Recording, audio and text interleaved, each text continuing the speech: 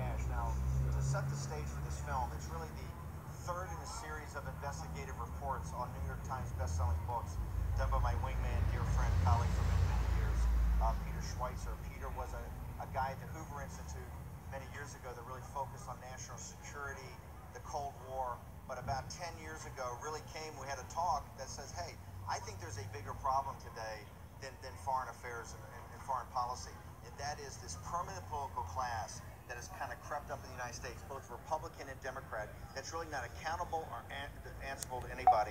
And we set up the Government Accountability Institute, a not-for-profit vehicle for you to do deep dive research. You came up with a series of books. The first book's being Throw Them All Out, the second book being Extortion, the third book in this series being Clinton Cash.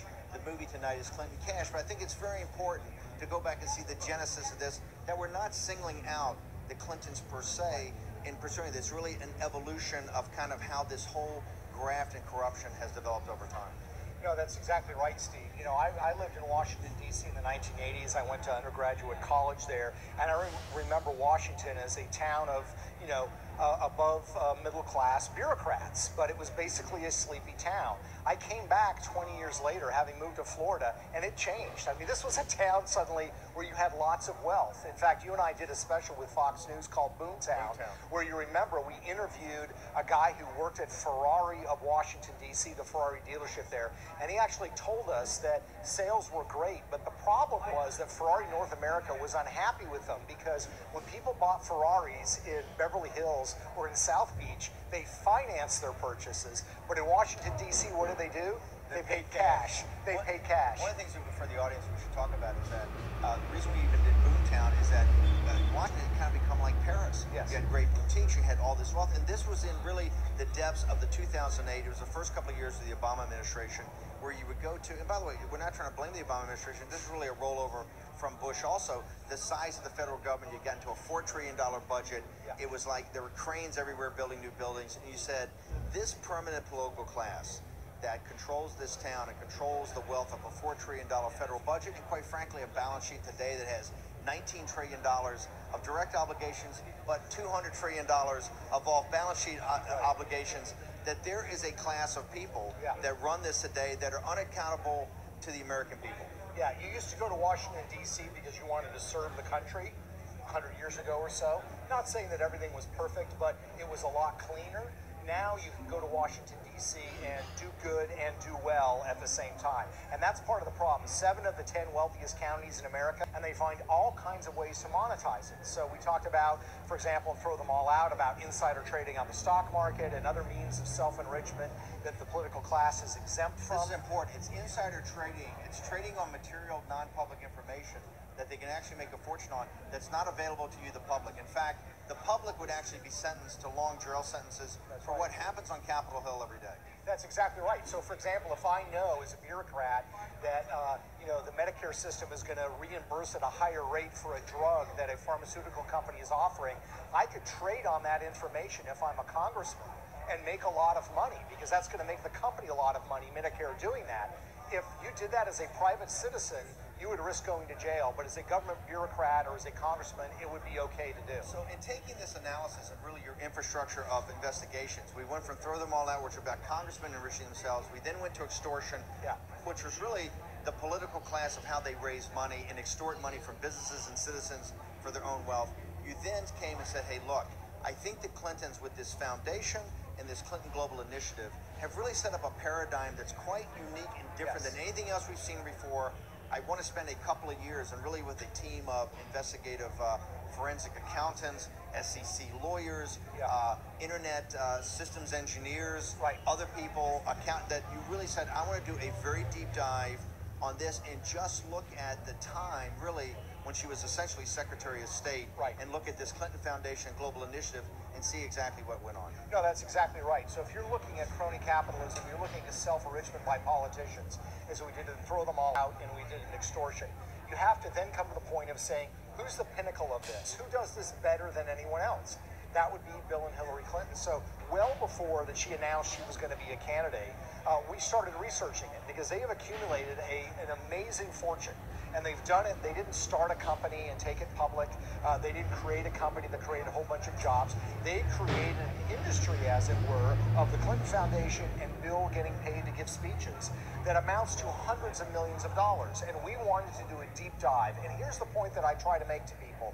Whatever you think of Bill and Hillary Clinton, here's the marker that has to be laid down. Steve, if we allow this to go on the way the Clintons have done it, there is simply no reason why 5 years from now we could not have a Secretary of Defense who says, I'm going to have my spouse hit the lecture circuit and give money to foreign governments, and I, as the Secretary of Defense, am going to set up a private charity and get the Saudis and all these foreign governments to finance it. Why can't I do it? The Clintons did it, and they got away with it. As we know in Washington, D.C., if you give a means of self-enrichment and it's legal, it's going to be imitated over and over and over again. So this is far larger than just the Clintons. So the film you're about to see is Clinton Cash, and I want to just set the stage for this. Peter tried to answer some very basic questions in the book. The book's a couple hundred pages long. It almost has 100 pages of footnotes. It's a New York Times bestseller. When the book came out in the spring of 2015, it caused an uproar. The New York Times did major investigative pieces off it. The Washington Post did major investigative pieces off it. The book was really lionized as a type of analysis that the Clintons were going to have to start to ask questions on. It caused a firestorm. We decided to take that book, which, to be brutally frank, was a little dry. And the reason it was dry is that Peter came to me and says, look, I don't want to get any of the facts wrong here. Almost wrote it as almost a legal briefing. We took the film and said, let's open this film up, right? Let's open the film up and show really who the people they participate with on a global basis. There's something I think that in the audience that we want people to focus on tonight. There's just two basic questions. Number one, as the Clintons say at the very beginning of the film, when they left the White House in the year 2000, they were not just had no money, not just dead broke, they actually owed many millions of dollars given the legal bills that Bill and Hillary Clinton had because of Monica Lewinsky and other investigations during the presidency. So they had kind of a negative net worth. As the Associated Press reported, not Breitbart, but the Associated Press reported in the spring of 2016, the Clintons' wealth was over $200 million. As Peter said earlier, they never took a company public, they didn't sell big real estate assets, they didn't do a leverage buyout. You know, they didn't have a big media deal. Where did that wealth come from? The Associated Press also reported that $140 million of that wealth came approximately at the time that she was Secretary of State. So the film tries to answer the question, how did that come about? In addition, as Peter was writing the book and I was seeing the roughs and the galleys and all that as we went through it, I went to Peter one time and I said, you know, what's really shocking to me as a guy that's just kind of looking over your shoulder is that everything in the book is they're really monetizing ideologically what they say they believe. And I said, if you look at this, whether it's arms trading, whether it's nuclear proliferation, whether it is human trafficking, whether it's global warming, climate change, the rainforest, in every what I call vertical, where good, decent people who I may not agree with ideologically, but who have dedicated their lives to work for these either NGOs or not-for-profits or these advocacy groups have literally spent their entire career and never made a penny. In fact, they understand they really can't make a lot of money because they're not-for-profits. If you look at those verticals, the Clintons are actually in a transaction with another guy on the other side of the trade who is the worst guy in the world who wants to exploit that opportunity where the Clinton. That is what I said. This is shocking. And as Time Magazine said when they wrote a review of it before he took it to the Cannes film market, that villains in this are like a James Bond movie. Right.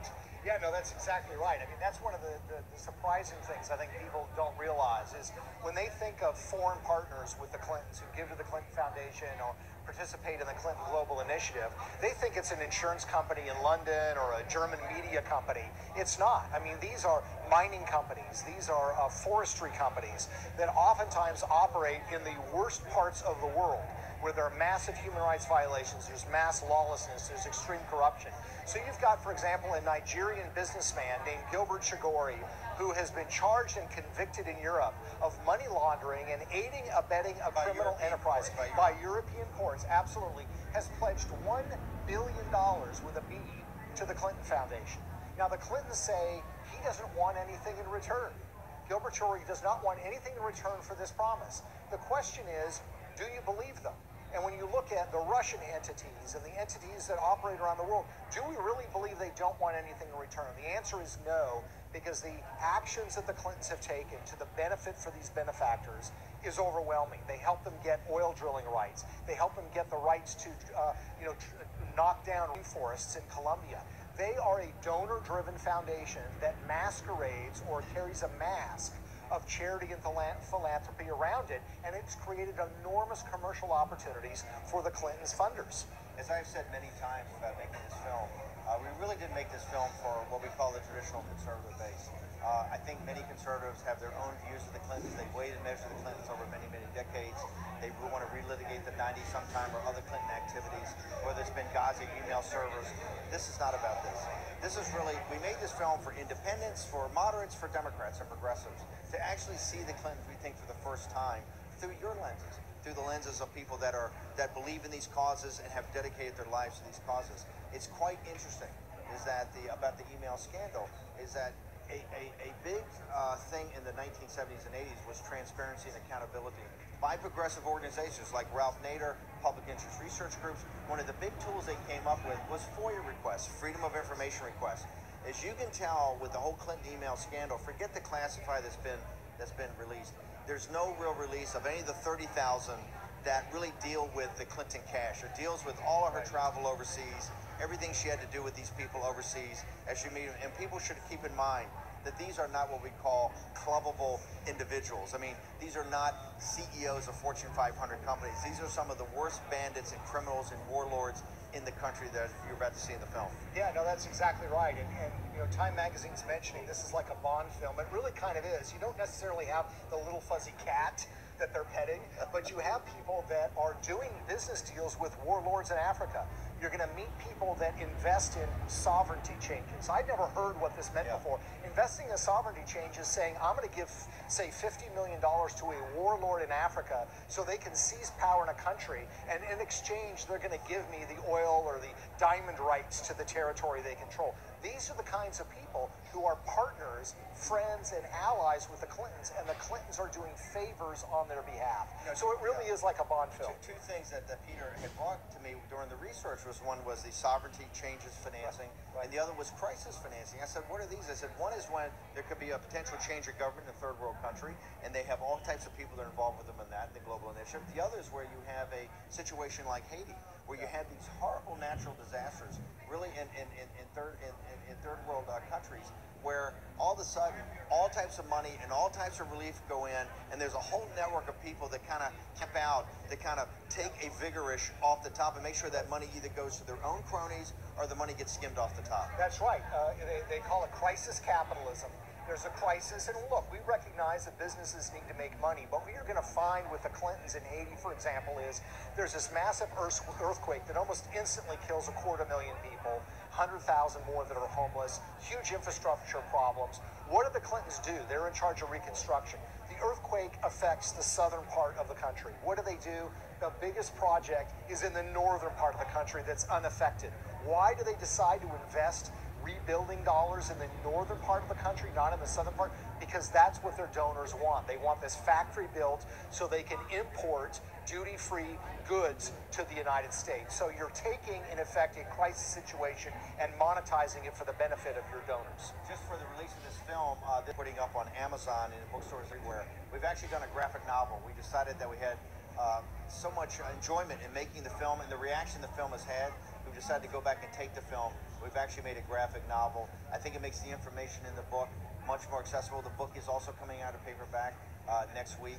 And so you're going to have the ability to buy the book in paperback, to go to your bookstore, or to go to Amazon and buy a graphic novel. And we took a lot of time and attention to make sure the artwork was fantastic and the story really flowed.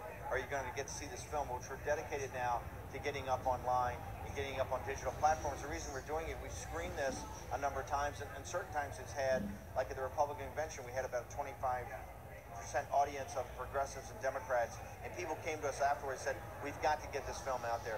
People have to see this information. So what I want to do without further ado, we're going to come back briefly after the film for a quick wrap up, but without further ado, I guess featuring Gilbert Sigori, Frank Giustra, many characters you're about to meet for the first time, and believe me, I think some of them will be in your dreams or nightmares tonight. Also featuring Bill and Hillary Clinton and Peter Schweizer.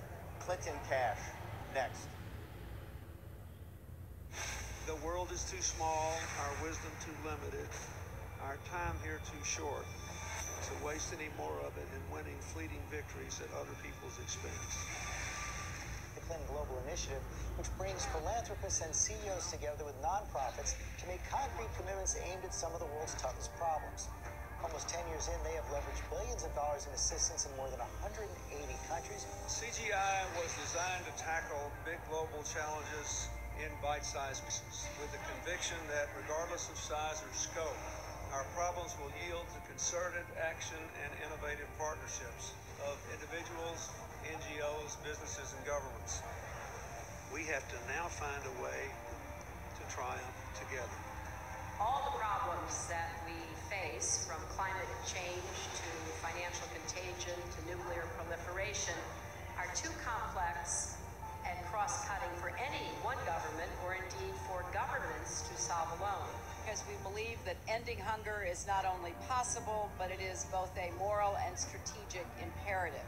Hillary Clinton is trying to shift the spotlight to global warming, the presidential contender unveiling her plans to combat climate change. Together with innovative partners from the public and private sectors, we're working to make homes, universities, and cities more energy efficient. We share a common future, and we are here to find common ground. Women must be empowered. It's classic Bill Clinton, by using his birthday to help the causes he champions, from combating climate change to obesity and even HIV/AIDS. Help bring new dignity and respect to women and girls all over the world. And in so doing, bring new strength and stability to families as well. We are trying to do something no one has ever done before. A new report today claims that the Clinton Foundation gives about 10% of its money that it raises to actual charities and the services that they offer. It has been reported you made $5 million making speeches. The president's made more than $100 million. Well, if you have no reason to remember, but we came out of the White House not only debt broke, but in debt. 6 years ago, Hillary Clinton was about to become Secretary of State. Barack Obama had nominated her. Everyone knew she was going to be confirmed by the Senate, going to be confirmed easily. But there was a thought, there was a question, there was a doubt out there about a potential conflict of interest. The Clinton Foundation dropping its self-imposed ban on collecting funds from foreign governments and entities. And now the Washington Post reports total contributions to that foundation amount to $2 billion. There's a lot of money sloshing around, and everything is blurred, and it's not good. The questions scream out at me. What in the world happened with the foundation and these ulterior motives and this money and the email server? I'm sorry. Those scream out at me. The amount of schmoozing involved and crossing lines, and one person putting money in a foundation, and then Clinton getting unbelievable amounts for his speeches, contracts going one way or another, it's not good. I look forward to working with all of you, particularly the appropriators. We have a lot of work to do, and it is such important work that lies ahead.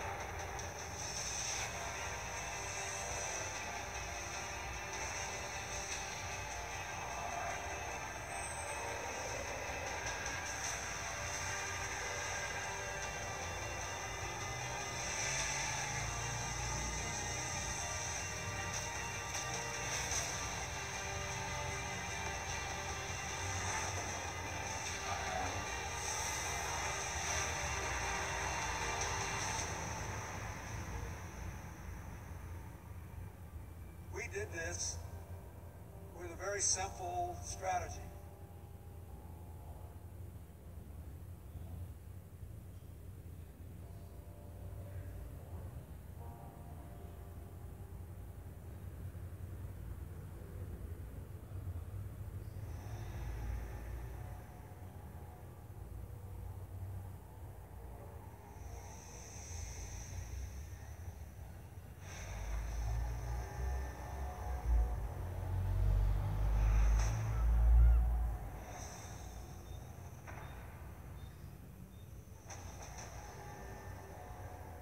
Africa is a continent that has been a chamber of horrors for decades.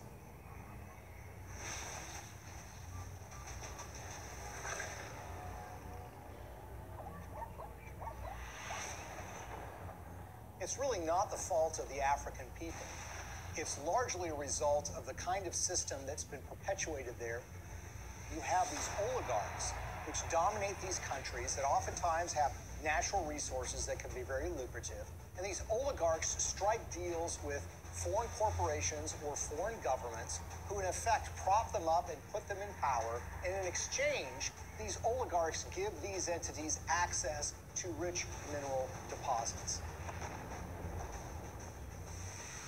And the Clintons, you would expect to be opposed to this sort of thing. And that's at least what their language does. Our countries have deepened our cooperation on many issues, including good governance and transparency, energy, regional security, and advancing peace and development in the Niger Delta. The problem is, their words are different from their actions. Rwanda has clearly taken an impressive trajectory of development, and the people here still think Kagame's demand to take them to another level. President Paul Kagame has walked all around the crowd, thanking the people for electing him unopposed as chairman of the RPF or president of the RPF for another 7-year term. Since critics say that far from entrencting democracy in Rwanda, he's actually eroding it by silencing his opposition.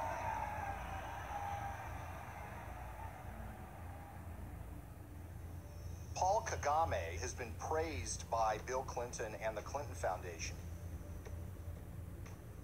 But the fact of the matter is Paul Kagame has a terrible human rights record. He's accused of aiding military operations in the neighboring Democratic Republic of Congo, and that actually forced the recruitment of child soldiers. The UN has identified him as being involved in activities that entailed massive human rights violations. The newer opposition parties that have been formed in the last year or two have one by one been silenced or otherwise excluded from the race. And individuals, not only politicians, but even journalists, for example, and other Rwandans who may have views different from those of the government, have found themselves at the receiving end of what has become quite a violent campaign of intimidation. Well, Paul Kagame is a friend of Bill Clinton's. I want to say a special word of appreciation for the leadership of President Kagame. I'm greatly humbled to receive this Clinton Global Citizen Award. He's actually given awards by Bill Clinton for his conduct as the leader of that country, and they regale him as a great military leader. This is the sort of legitimization that we don't want of these kinds of dictators and leaders. That's the kind of legitimization that the Clintons have engaged in. And they've done it in a way that creates commercial opportunities for donors and friends and allies who want to do business in Africa.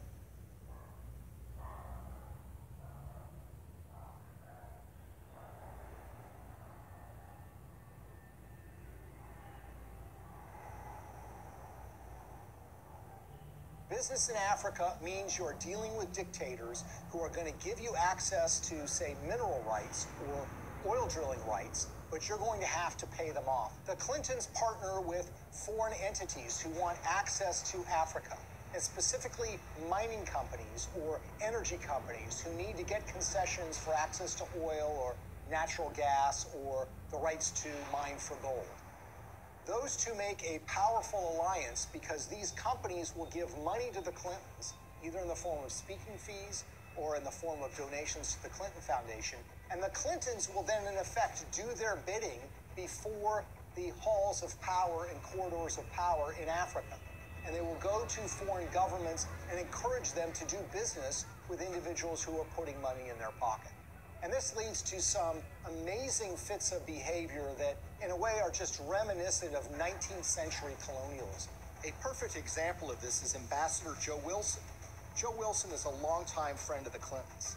In fact, he endorsed Hillary Clinton in the 2008 presidential election. And it was also thought that he might become a senior official in Hillary Clinton's State Department.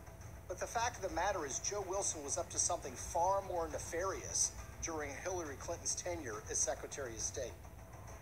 In 2009, shortly after she became Secretary of State, when Wilson was the vice chairman of a company called Jarge Capital, they took out a 50-year lease on 400,000 hectares in South Sudan.